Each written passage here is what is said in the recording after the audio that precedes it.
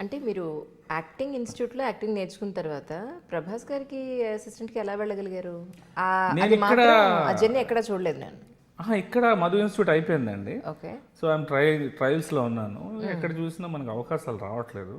So అప్పుడు మా నాన్నగారు వైజాగ్ ఆర్డీఓ వర్క్ చేస్తున్నారు. సో వైజాగ్లో సత్యానంద్ గారు ఉన్నారు. ఆయన అయితే అందరికీ ట్రైనింగ్ ఇవ్వరు. మేబీ సెలబ్రిటీ సన్స్కే ఆయన ఎక్కువగా అక్కడే టైం అయిపోతుంటుంది. మేబీ మనకి ఛాన్స్ దొరకకపోవచ్చు అని అంటే అప్పుడు మనం ఏదో ట్రైల్ వేద్దామని నాన్నగారి ద్వారా వెళ్ళి అప్పుడు నాన్నగారు రిక్వెస్ట్ చేస్తే అప్పుడు ఆయన ఒప్పుకున్నారు.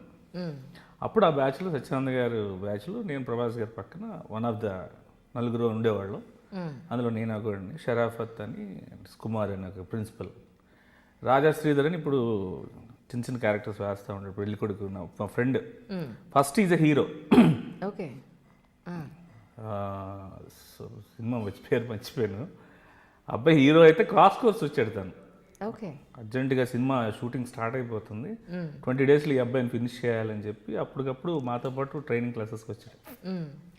అలాగా మా జర్నీ స్టార్ట్ అయింది.